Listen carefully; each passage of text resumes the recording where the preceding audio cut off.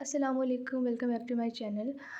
बहुत सारे स्टूडेंट्स ये कह रहे थे कि 11th के बोर्ड एग्ज़ाम्स होने वाले हैं, तो उसके लिए कोई स्टडी स्ट्रैटेजी बता दें या हम किस तरह से प्रिपेयर करें। बहुत सारे स्टूडेंट्स ये कह रहे थे कि हमारी कोई तैयारी नहीं है, 1 महीना रह गया है, बहुत कम टाइम रह गया है, तो हम इस कम टाइम में किस तरह से पढ़ें कि हमारे मैक्सिमम मार्क्स आ सकें। तो इस हवाले से मैंने आज की ये वीडियो बनाई है। जितने भी 11th क्लास के स्टूडेंट्स हैं, आई होप कि उनके लिए ये वीडियो बहुत ज़्यादा हेल्पफुल होगी और आप लोग इंशाल्लाह मैक्सिमम मार्क्स स्कोर कर सकेंगे अगर आप इस स्ट्रैटेजी को फॉलो करेंगे तो इस दफ़ा जब मैंने ये वीडियो बनाने का सोचा तो फिर मैंने ये भी सोचा कि स्टूडेंट्स जो हैं उनको मैं 3 कैटेगरीज़ में डिवाइड कर दूँ। जो ए कैटेगरी है ये उन स्टूडेंट्स की है जो पूरा साल पढ़ते रहे हैं, मतलब जिन्होंने पूरा साल अच्छे तरीके से पढ़ा है और अब एंड पे आके उनको ये प्रॉब्लम आ रहा है कि हम किस तरह से रिवीजन करें कि हमारा मैक्सिमम सिलेबस जो है वो रिटेन रह सके और हम बहुत अच्छे मार्क्स ले सकें।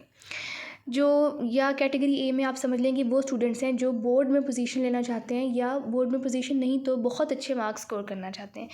कैटेगरी बी में वो स्टूडेंट्स आते हैं जो पूरा साल थोड़ा थोड़ा पढ़ते रहे हैं, मतलब कभी पढ़ लिया कभी नहीं पढ़ा, किसी टेस्ट में अच्छे नंबर आ गए, किसी टेस्ट में अच्छे नंबर नहीं आए, कोई टेस्ट दे दिया, कोई टेस्ट छोड़ दिया।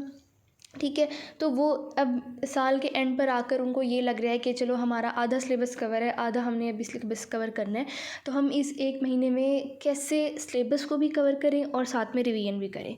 ठीक है, और कैटेगरी सी में वो स्टूडेंट्स हैं जिन्होंने पूरा साल नहीं पढ़ा, एंड पे आके आखिरी 3 महीनों में उन्होंने पढ़ाई स्टार्ट की है। कैटेगरी सी में वो स्टूडेंट्स हैं जिन्होंने पूरा साल कुछ नहीं पढ़ा, आखिर में 3 महीनों में आकर उनको ख़्याल आया कि चलो अब थोड़ा सा पढ़ लेना चाहिए। या फिर वो स्टूडेंट्स हैं जो अब आखिरी महीने में पढ़ना चाह रहे हैं। ठीक है, ये वो स्टूडेंट्स हैं जो बस सिर्फ पास होना चाहते हैं या आप यूँ समझ लें कि एवरेज मार्क्स लेना चाहते हैं, तो ये उन स्टूडेंट्स के लिए है। तो मैंने तीनों तरह के स्टूडेंट्स को कवर करने की कोशिश की है और हर कैटेगरी को फिर मैंने डिवाइड किया है 2 सब ग्रुप्स के अंदर, क्योंकि कुछ स्टूडेंट्स ऐसे हैं जो घर पे ही सेल्फ़ स्टडी कर रहे हैं इस आखिरी टाइम में, और कुछ स्टूडेंट्स ऐसे हैं जो एकेडमीज़ या कॉलेज जाकर वहाँ पे टेस्ट देकर अपनी प्रिपरेशन कर रहे हैं। तो मैं उन दोनों तरह के स्टूडेंट्स को कवर करूँगी। तो सबसे पहले बात करते हैं कैटेगरी ए के स्टूडेंट्स की, जो कि अच्छे बच्चे हैं जिन्होंने पूरा साल बहुत मेहनत करके पढ़ाई की है। तो सबसे पहले तो आप लोग ये देखें कि आप लोगों ने पूरा साल पढ़ा है, ऐसा नहीं है कि आपको कुछ नहीं आता, आपको हर चीज़ आपने याद की हुई है, जस्ट आपने उसको एक फ़ाइनल टच देना है या आपने उसकी सिर्फ एंड पे रिवीजन करनी है। तो अब ये जो कैटेगरी ए के स्टूडेंट्स हैं, एक चीज़ तो ये माइंड में रखें कि आपको ऐसा लग रहा होता है आखिर में आकर, जब आपके 1 या 1.5 महीना रह गया होता है आपके एग्ज़ाम्स में, तो आपको ऐसा लग रहा होता है कि पीछे वाला आपको सारा भूल चुका है और अब आपके पास टाइम बहुत कम है, लेकिन आपने रिवीजन बहुत ज़्यादा करनी है। ये बहुत नेचुरल फीलिंग है जो कि हर स्टूडेंट को, जो मतलब एग्ज़ाम जब करीब आ रहे होते हैं तो उसको ऐसा फ़ील होता है। अब जो मैं आपको स्ट्रैटेजी बताने लगी हूँ, ये वही स्ट्रैटेजी है जो मैंने खुद यूज़ की थी अपनी रिवीजन करने के लिए। तो मैं उन स्टूडेंट्स में से थी जो एकेडमी जाते थे और एकेडमी में जाकर टेस्टिंग देते थे। ठीक है, सेल्फ स्टडी वाले स्टूडेंट्स में मैं शामिल नहीं थी। तो अगर मैं आप लोगों को मैंने जैसे आपको कहा कि मैंने हर कैटेगरी के स्टूडेंट्स को 2 सब ग्रुप्स में डिवाइड कर दिया है। एक वो स्टूडेंट्स हैं जो कि एकेडमी या कॉलेज, ठीक है, एकेडमी से मुराद दोनों जगह आप ले लें, एकेडमी भी कॉलेज भी। कुछ बच्चे कॉलेज में जाकर टेस्टिंग दे रहे होते हैं, कुछ बच्चे एकेडमी में जाकर टेस्टिंग दे रहे होते हैं, और कुछ ऐसे बच्चे हैं जो कि घर पे बैठकर पढ़ाई करना चाहते हैं कि चलो अब आखिरी 1 महीना या आखिरी 2 महीने रह गए हैं तो हम घर पे अच्छी तरह से इसको फुल टाइम दें।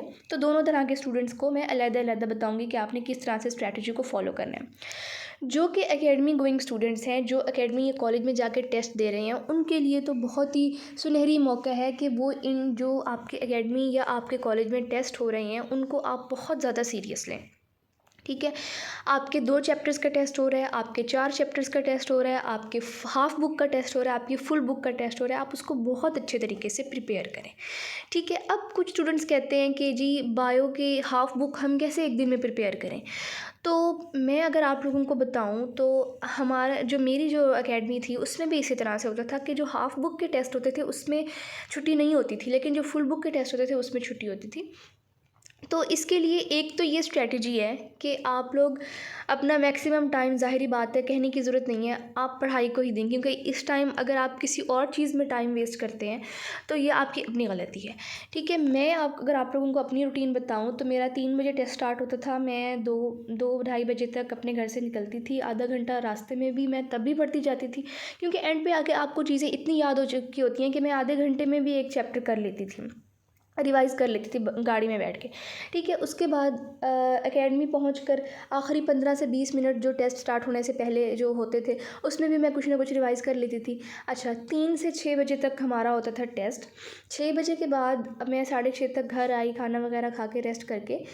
6:30 बजे जब मैं घर पहुंच रही हूँ तो मैं 8 बजे दोबारा पढ़ने बैठ जाती थी, बिकॉज़ अगले दिन फिर से हाफ बुक का टेस्ट होता था, ठीक है। 8 बजे से 12 बजे तक या कभी कभी 1 बजे तक मैं पढ़ती थी, और फिर अगले दिन सुबह नमाज के बाद फिर से पढ़ने बैठ जाती थी। तो मैं आप लोगों को ये बता रही हूँ कि ये वाला जो टाइम होता है आप लोगों का, जब आप एफएससी में होते हो, फर्स्ट ईयर में होते हो या सेकेंड ईयर में होते हो, और बिल्कुल एंड पे आपका टाइम आ जाता है, ये बिलीव मी एमबीबीएस से भी ज़्यादा मुश्किल टाइम होता है, ठीक है। एमबीबीएस में भी आपको इतना नहीं पढ़ाई का बर्डन होता ज़रूर है, ज़ाहिर है कोई कंपैरिजन तो नहीं है एमबीबीएस की पढ़ाई का और एफएससी की पढ़ाई का, लेकिन इस टाइम जो स्टूडेंट्स के ऊपर प्रेशर होता है ना एफएससी स्टूडेंट्स के ऊपर आखिरी दिनों में, वो बहुत ज़्यादा होता है। लेकिन आप लोग ये बात भी ज़हन में रखें कि यही 2 साल ही आप लोगों ने पढ़ना है, और यही 2 साल जो हैं इन्होंने ही डिसाइड करना है कि आपने आगे कहाँ जाना है, किस फील्ड के अंदर जाना है, आपकी लाइफ आगे कैसी होगी।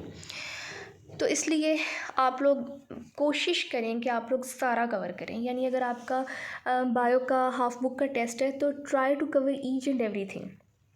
अब कुछ स्टूडेंट्स ये कहेंगे कि हर चीज़ तो कवर नहीं हो पा रही, ठीक है, बायो के इतने बड़े बड़े चैप्टर्स हैं, हम कैसे हर चीज़ को कवर करें। तो आप हर चीज़ को कवर ना करें। सबसे पहले आपने क्या करना है, सबसे पहले आपने प्रिपेयर करने हैं लॉन्ग क्वेश्चंस, ठीक है। अब आपने ये देखना है कि हर चैप्टर के अंदर कोई ना कोई ऐसा लॉन्ग क्वेश्चन ज़रूर होते हैं, चंद एक ऐसे लॉन्ग क्वेश्चन ज़रूर होते हैं जो आपके टीचर्स भी बार बार टेस्ट में दे रहे होते हैं, जो आपके यानी सीनियर्स भी आपको बता रहे होते हैं। एंड आई होप कि मैं उसके ऊपर भी एक वीडियो बना सकूं कि कौन कौन से इंपॉर्टेंट क्वेश्चंस हैं जो कि आपने अच्छे से प्रिपेयर करने हैं। इसको मैं इंशाल्लाह नेक्स्ट वीडियो में बताऊँगी। बट अभी के लिए आप लोगों ने क्या करना है कि आपने हर चैप्टर में से जो बहुत इंपॉर्टेंट टॉपिक्स हैं उनको बहुत अच्छे से प्रिपेयर कर लेना है, ठीक है। उसके बाद आप लोगों ने क्या करना है, उसके बाद आपने करना है एमसीक्यूज़ और शॉर्ट क्वेश्चन प्रिपेयर। पहली बात तो ये कि जब आप हर चैप्टर में से बहुत इंपॉर्टेंट लॉन्ग प्रिपेयर कर लेंगे तो लॉन्ग के साथ साथ आपके वहाँ उसी टॉपिक में से शॉर्ट भी प्रिपेयर हो जाएंगे, ठीक है, और आपके एमसीक्यूज़ भी प्रिपेयर हो जाएंगे, क्योंकि बायो के एमसीक्यूज़ आपके वहीं से आते हैं, ठीक है। और यही स्ट्रैटेजी आपने फिज़िक्स और केमिस्ट्री के लिए भी अपनानी है कि आपने हर चैप्टर में से बहुत इंपॉर्टेंट टॉपिक को पहले कर लेना है, ताकि जब आपका एनर्जी लेवल हाई है तब आप इंपॉर्टेंट जो हाई यील्ड टॉपिक्स हैं वो कर लें। और बिलीव मी, बोर्ड के पेपर में मोस्ट इंपॉर्टेंट सवाल आते हैं। कोई एक आध ग्रुप ऐसा होता है कभी कभी कि जिसके पेपर में कोई अनइम्पॉर्टेंट सवाल आ जाता है, बट मोस्टली बोर्ड के पेपर में जो बहुत इंपॉर्टेंट सवाल होते हैं, जो सबको पता होता है कि ये पेट क्वेश्चन से वही आते हैं, ठीक है। तो आपका हाफ बुक का टेस्ट हो रहा है, आपका फुल बुक का टेस्ट हो रहा है। Try to cover high yield topics first, जो मोस्ट इंपॉर्टेंट टॉपिक्स हैं उनको पहले प्रिपेयर करें, ठीक है। फॉर एग्जांपल फिज़िक्स के जो मैथमेटिकल फॉर्म वाले क्वेश्चंस हैं, जो डेरिवेशंस हैं, उनको पहले उनकी अच्छे से प्रैक्टिस कर लें। इसी तरह से केमिस्ट्री के जो मोस्ट इंपॉर्टेंट टॉपिक्स हैं उनको पहले प्रिपेयर कर लें। देन आपकी बारी आती है बाकी जो आपका चैप्टर में से जो भी कुछ बच गया है उसको बेशक आप एक रीड दे दें, ताकि अगर उसमें से कोई शॉर्ट क्वेश्चन या कोई एमसीक्यूज़ आ जाता है तो वो आप मिस ना करें, ठीक है। तो इस तरह से आपने तैयारी करनी है। बट जो आपकी एकेडमी के अंदर इस टाइम टेस्ट हो रहे हैं हाफ बुक के, फुल बुक के, प्लीज़ आई वुड सजेस्ट कि उनको मत स्किप करें, उनको अच्छे तरीके से प्रिपेयर करके दें और कोशिश करें कि आप उनमें मैक्सिमम मार्क्स लें। उनको यही समझ कर दें कि आप ये बोर्ड के एग्ज़ाम दे रहे हैं अपना, ठीक है। अब आ जाते हैं वो स्टूडेंट्स जो कि सेल्फ स्टडी कर रहे हैं। अब ये वो स्टूडेंट्स हैं जो कि पूरा दिन अपना घर में ही गुजारते हैं, उनको कहीं जाना नहीं पड़ता, ठीक है, रास्ते में आने जाने का टाइम उनका वेस्ट नहीं होता। तो अगर आप घर में सेल्फ स्टडी कर रहे हैं तो आपके लिए बेहतर ये है कि जो आपके दोस्त एकेडमीज़ वगैरह जा रहे हैं उनसे आप क्वेश्चन पेपर ज़रूर ले लिया करें, ताकि आपको आइडिया हो जाए कि आपको आइडिया हो जाए कि कौन से टॉपिक्स इंपॉर्टेंट हैं, कौन से टॉपिक्स टेस्ट में या रिपीट हो रहे हैं बार बार। दूसरा ये कि आप लोग पास्ट पेपर ज़रूर अपने पास रखें। पास्ट पेपर्स में देखेंगे कौन से टॉपिक में से कौन से सवाल बार बार रिपीट हो रहे हैं। आप लोगों ने भी इसी तरह से करना है कि आप लोग अपना एक प्रॉपर टाइम टेबल बनाएं। अगर आप लोगों को टाइम टेबल नहीं बनाना आ रहा तो आप लोग मेरी पिछली वीडियो देख लें, जिसमें मैंने टाइम टेबल एफएससी स्टूडेंट्स के लिए बताया हुआ है कि आपने किस तरह से एक प्रॉपर टाइम टेबल बनाना है, ठीक है। अपना टाइम टेबल बनाएं और उसको स्ट्रिक्टली फॉलो करें, क्योंकि अब आपके पास कोई और ऑप्शन नहीं है पढ़ाई के अलावा, ठीक है। आपने अपना टाइम टेबल बनाना है और आपने फुल मतलब रिवीजन करते चले जाना है, करते चले जाना है, क्योंकि अब आपका टाइम है सिर्फ रिवीजन का। बाकी आपके पास चीज़ों को याद करने का टाइम नहीं है, ठीक है। तो ये, और दूसरी चीज़ आपने क्या करनी है, जो आपके एकेडमी जा रहे हैं आपके दोस्त, उनसे आपने क्वेश्चन पेपर ज़रूर लेना है, ताकि आपको आइडिया हो सके कि कौन से हाई यील्ड टॉपिक्स हैं। और आपने पास्ट पेपर्स अपने पास ज़रूर रखने हैं, ताकि आपको अंदाज़ा हो कि बोर्ड में किस तरह के सवाल आते हैं, ठीक है। और सेल्फ स्टडी वाले स्टूडेंट्स क्योंकि टेस्ट नहीं दे रहे होते एकेडमी या कॉलेज में जाकर, घर बैठ के तैयारी कर रहे होते हैं, तो रोज़ाना का आपने एक पेपर सॉल्व करना है, चाहे उसमें से आपको जितने सवाल आते हैं आप उतने सॉल्व कर लें।